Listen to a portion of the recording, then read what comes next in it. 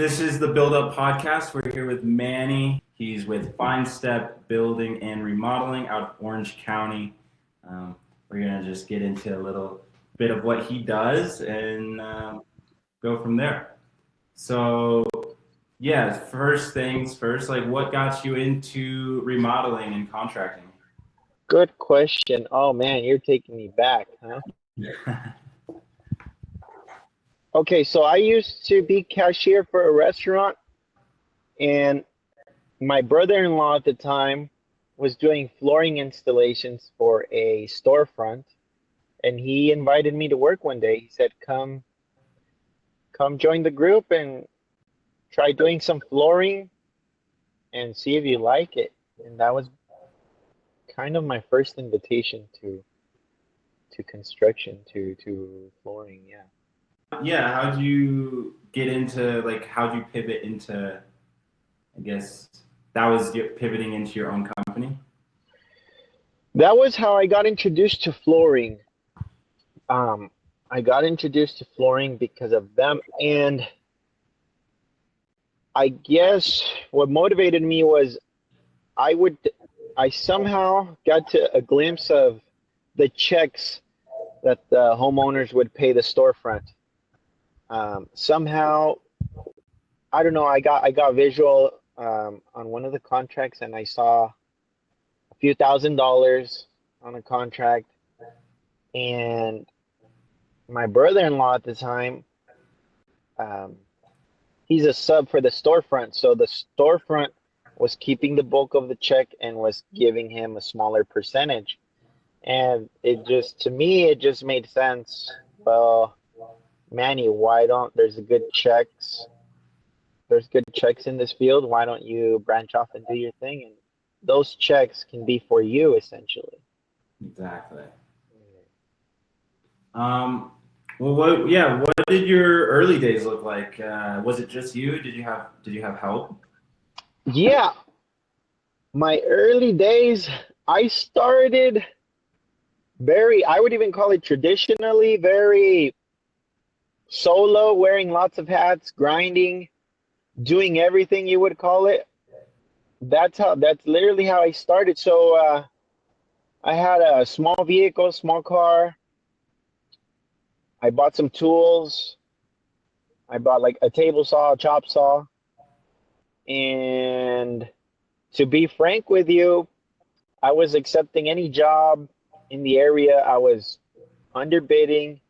I was open to traveling 1 or 2 hours and with a small vehicle. I figured it'd be worthwhile to do it since I was going to keep, 80% of the check, 70% of the check, since I was going to be doing the install myself.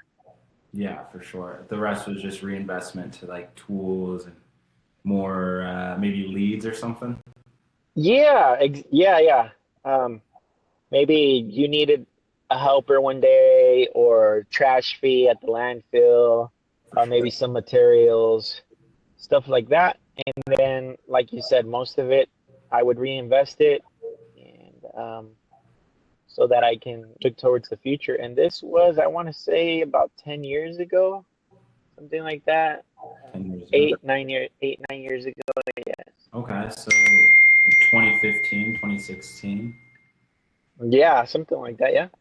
Well, sick, man. Yeah, it's been a long time, so you've grown quite a bit, I'm assuming. Obviously, you're doing pretty well now, and a lot has changed recently or within the last 10 years, and development's going a bit stronger for you. Correct. Yes, exactly like you said. I got my flooring license here in California. I started doing flooring. Obviously, at the beginning, you can't promise anybody payroll or steady work or 5-6 days a week. So I got one of my cousins on board.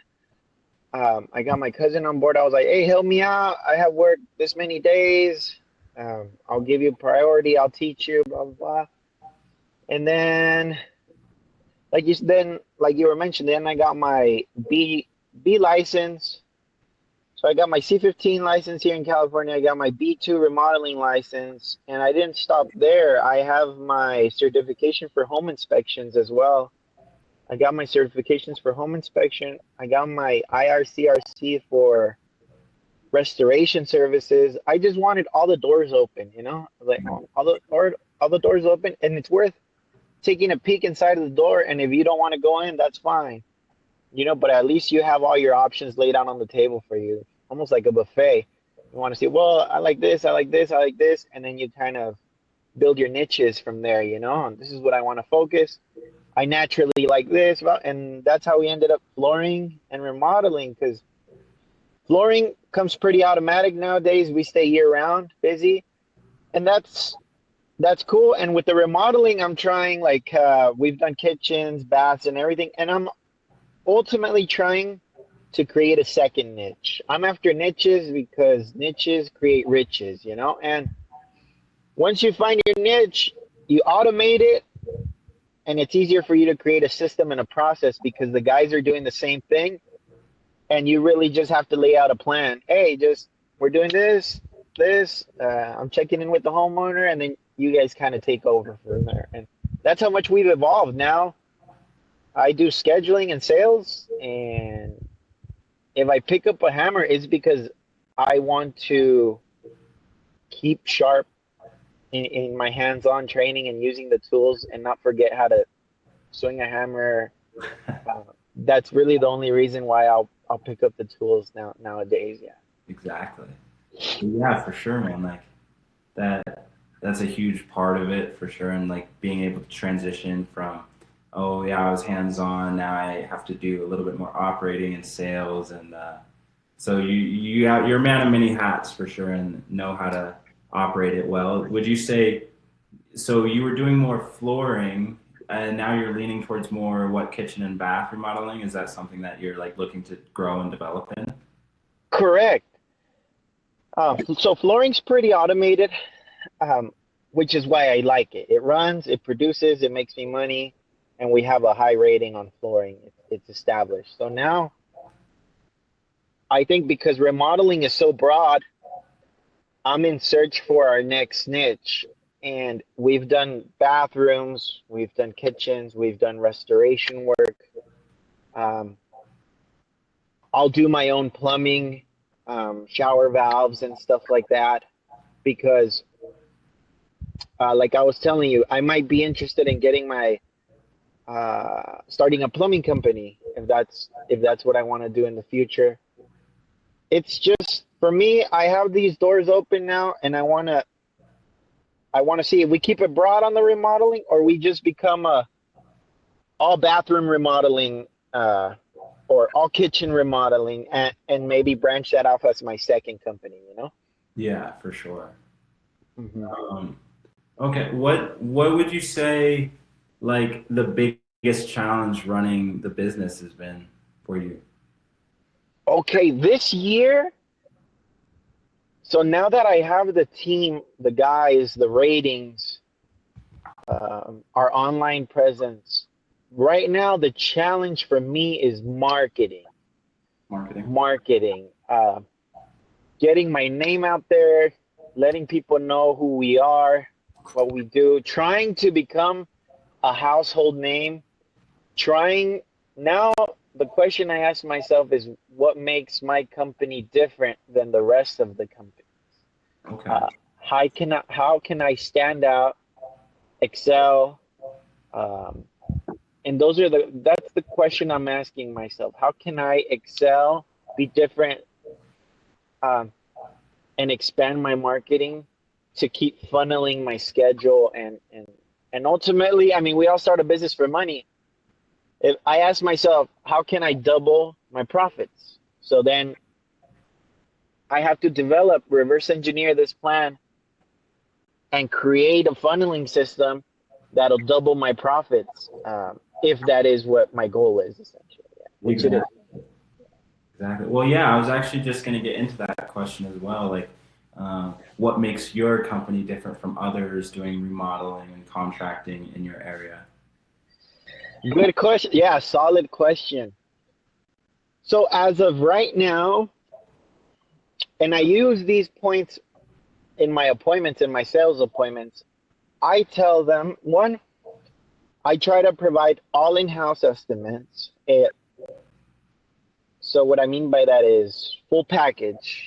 You order the flooring with us, you order the installation with us, you order the trims with us. I want to make it easy for my customer. So Um, and lots of companies don't do that around here. They'll tell the customer, well, place your order at Home Depot and we'll pick it up. And place your trim at this and we'll pick it up. But what if the material doesn't arrive on time and now your schedule is all over the place? Or what if the homeowner under measured or didn't measure properly or didn't order or ordered the wrong color? You're opening the door for mistakes essentially to be made. yeah, So we offer full bundle packages. I also touch the fact that we have 5 stars in our platforms, Yelp and Google are 5-star ratings. So that way they can go and browse and read reviews and we can gain their trust. Um, what else? And believe it or not, the fact that we are on time and that we give them a schedule and that we provide photos of all the updates daily makes a big difference. And the first point I was making, believe it or not, lots of contractors don't show up when they say they're going to, or they don't show up on time. And unfortunately, contractors have a bad rep of showing up late or canceling or showing up 2 hours late, or it's Monday, hey, I'm going to start it on Wednesday, delaying stuff. So all those stereotypes, my goal is to be the opposite of that and create a good image, not only for my company, but for contractors as well, because I have a lot of respect for contractors because it does take certain skills and a certain level of professionalism to deliver a solid product. exactly. Yeah. No, that's good. And yeah, I've definitely heard those, oh, contractors are always rescheduling or moving the calendar around. So I haven't personally experienced that for like my own remodels. Obviously, I'm not a homeowner yet, but um, definitely something that I've heard, like even some like memes like on Instagram or something. Yeah. You know what I mean? Something about like contractors not showing up at when they say, or delaying it by a couple months, or projects take a while. So Yeah, lots of people will tell you they have at least one horror story of dealing with a contractor. So. do you have a horror story dealing with a homeowner? Is Oh that yeah, I have plenty. Yeah, I have plenty horror stories, and I need to choose my words carefully because I don't want to make any customer look bad or complain about my customers because they're paying me essentially, you know. for sure? But I've always kind of said, and I've heard other people say it, like if there was a way for us to rate the customer too, like on Yelp and Google, like maybe under their profile, they would not have, most people would not have good ratings Really? as well, in my opinion. What's a horror story? Okay, let me think of one specific one that I can share with you.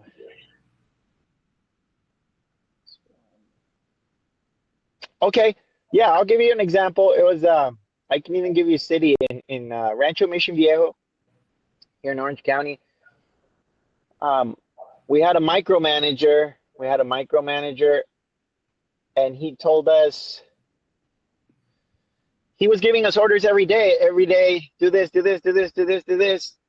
And you know, there was a lot of back and forth. I was like, well, we have our system. We know what we're doing. That's why you hired us, trust us, and stuff. And he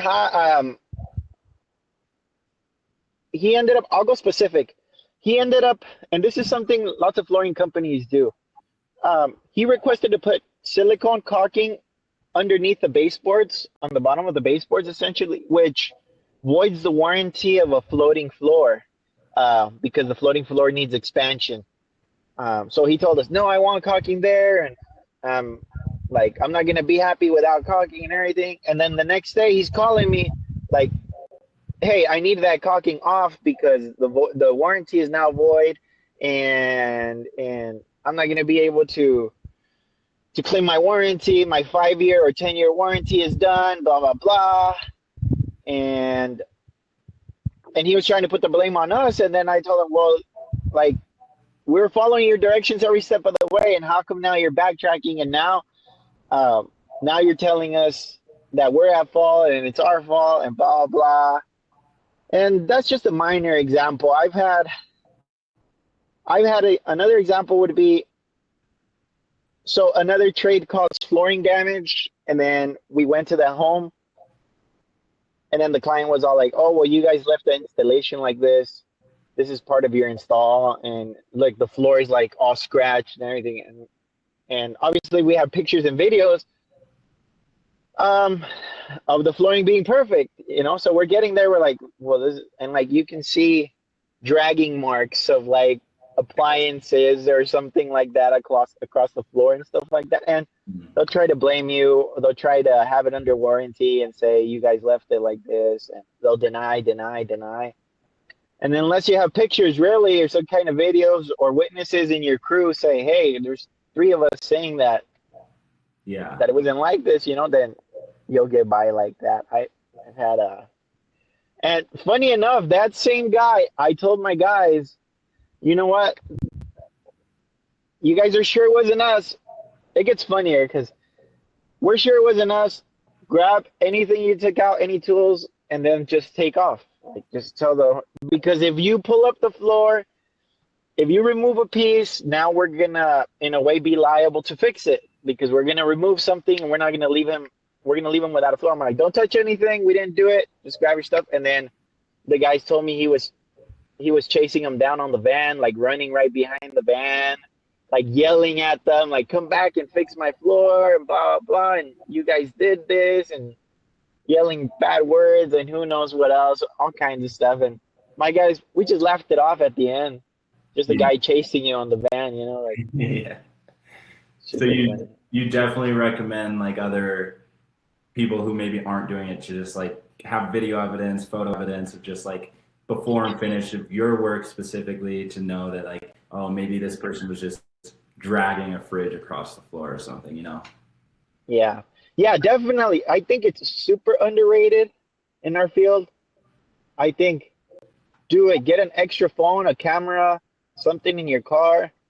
Take pictures of everything. If you don't want that storage space being taken on your phone, on your personal phone, use something else. Get an iPad or something and just go crazy with videos and pictures, because you can defend yourself, from any type of claim.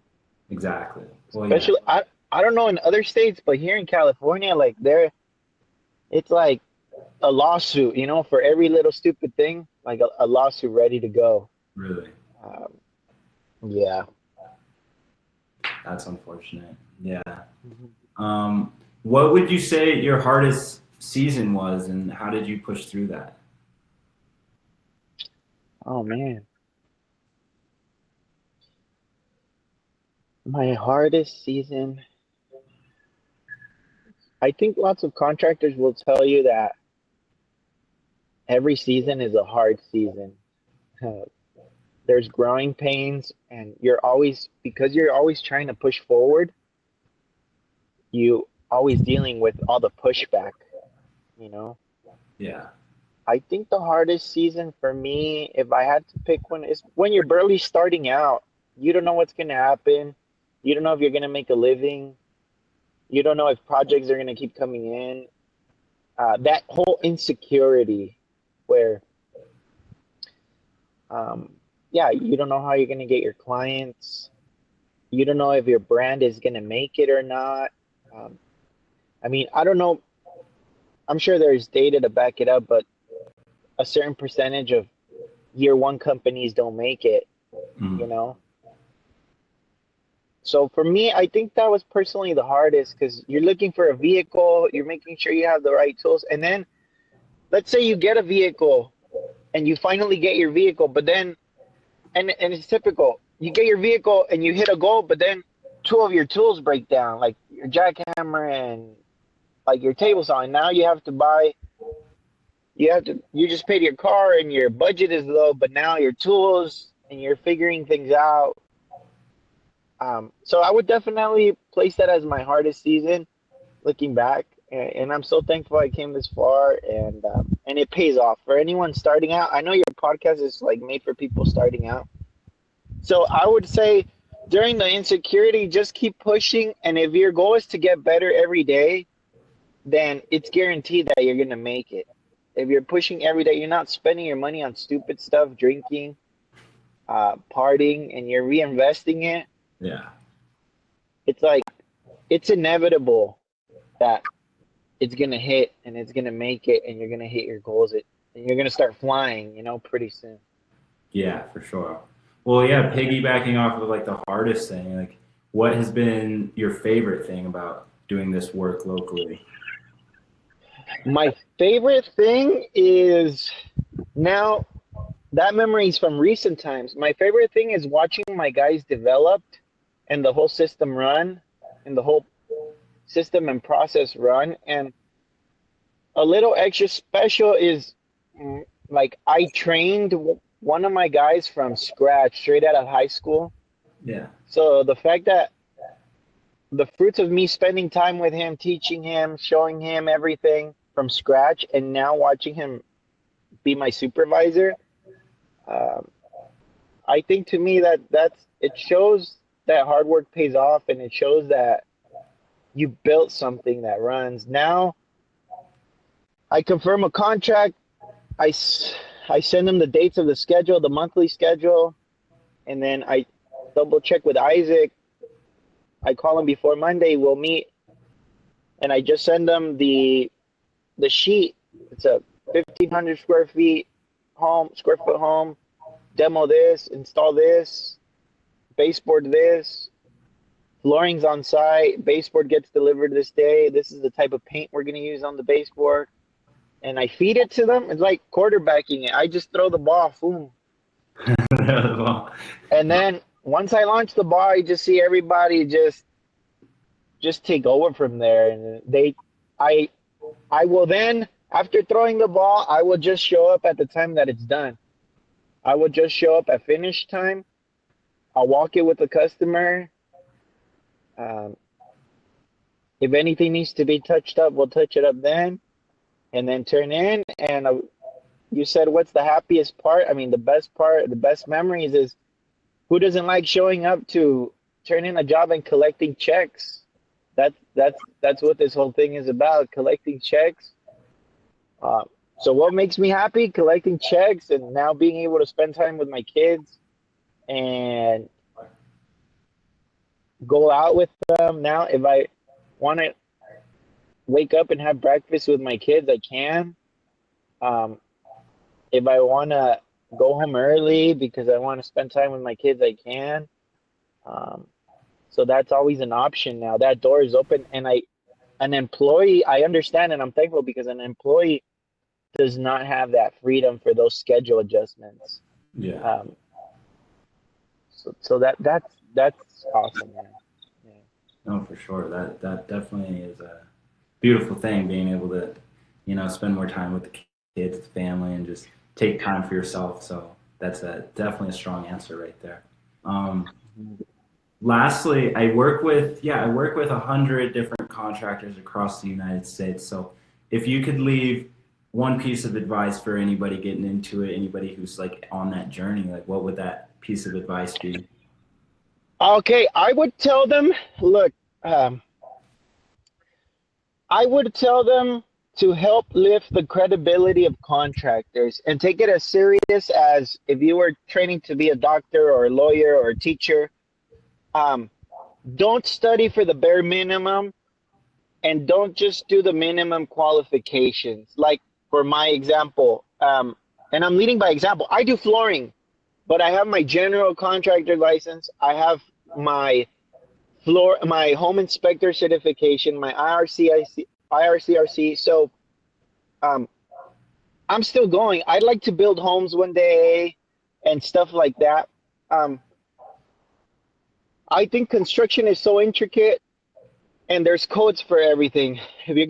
There's plumbing codes, there's electrical codes, there's, so you want to follow these codes, which will help you stand out from the competition. So I don't want to talk too much, but that would be my advice. Um, take it as a serious career because there's serious money to be made. Exactly.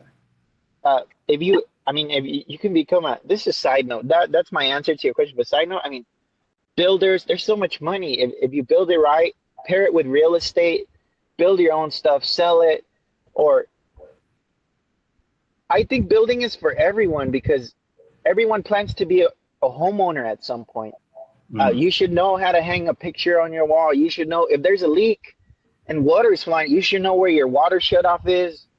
Like, and if you want to make the repair, I think if you have a drywall, if your door is banging on the back of the drywall, I think you should at least have the ability to one day on a Saturday, it's a bonding thing between you and your kid. Hey, let's patch the drywall or let's put a backsplash on my kitchen. Because especially if you're planning to get married, if you're planning to have a house, the wife is gonna want to remodel it every other year, every 3 years, every 5 years, whenever. She's gonna get tired of that tile. She's gonna get tired of the paint. You should know how to paint. It's like everybody drives. Everybody has their driving license. I think it's such a useful skill. I think it's underrated. I think being good with your hands is underrated. You hear this all the time online. Like AI is coming for a lot of jobs, but in the trades, we are one of the last ones. If AI does, we are going to be one of the last ones to go. So you're safe economically while the outbreak, what is it? While COVID was going on, we were bumping, we were booming. We had work. Everybody was in their house making changes. It's pretty recession proof, and there's so many trades to choose from. It doesn't even have to be your main thing. It can be your side job, or you can have it can be your secondary pick, and maybe go be a doctor or go be if that's what you want to do. But I just think it's a very handy skill to have, underrated.